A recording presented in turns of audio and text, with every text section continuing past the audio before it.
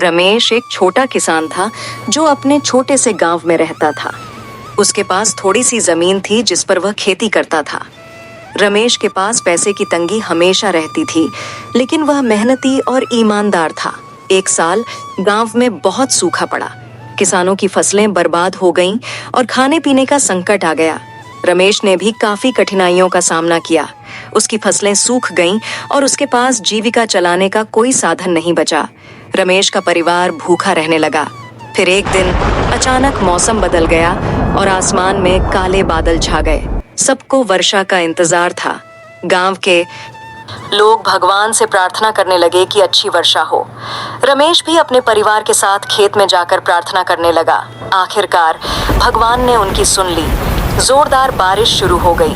बारिश की बूंदें जब जमीन पर गिरने लगीं, तो रमेश की आंखों में खुशी के आंसू आ गए।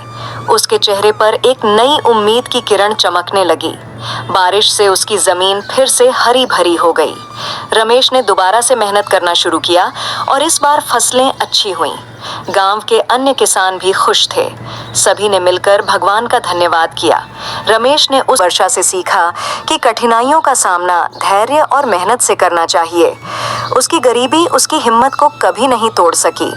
वह जानता था कि मेहनत का फल मीठा होता है और भगवान की कृपा से सब ठीक हो जाता है।